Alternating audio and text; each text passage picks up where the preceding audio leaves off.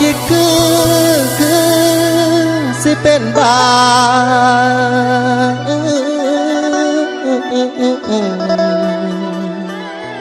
รอให้ผัวน้องป่าอายนี่นางสิตายก่อนละคำแพงเอ่ยเป็นหนาวเป็นฮ้อนมาคือไข่แม่นอยู่ในละนางเอ้ยนางอ้ายลืมเจ้าบ่ได้แม่นสิผ่านมาหลายปีใจก็บ่เคยหนีเรื่องเดิมแต่ข้าวนั้นวันเดือนปีสิหมุนใหญ่แต่ใจสายอ้ายคือเก่าน้องไปเป็นเมียเขาอ้ายนั่นเหงาอยู่บ่แล้วมันเป็นแปลวอยู่วางสวง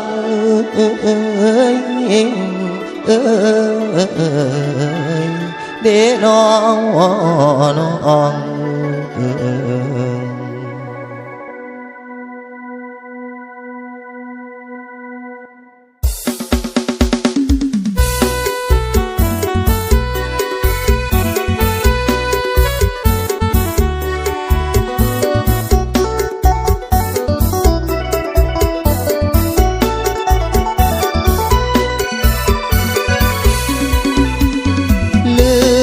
บ้านขี้มินอายบอกกินข้าวปลาอาหาร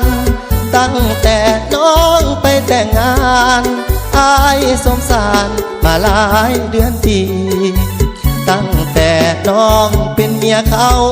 อายกินแต่เหล้านับวันเดือนปี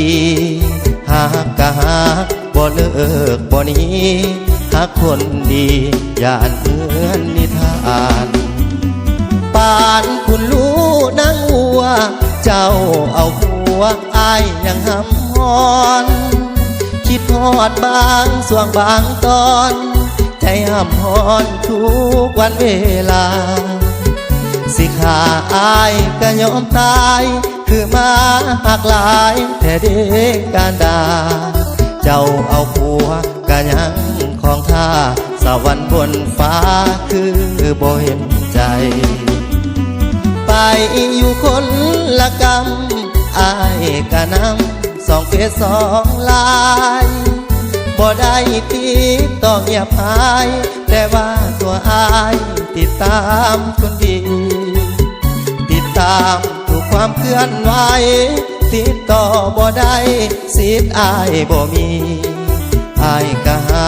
แต่เจ้าศาสตร์นี้หากคนดีบ่มีไผ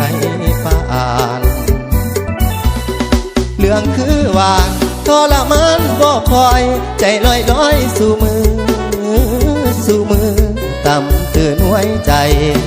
นอนห้องให้ย้ำเข้า2 เฟซไลน์อ้ายนั่นคือคนตายคิดฮอดหลายแต่นางน้อง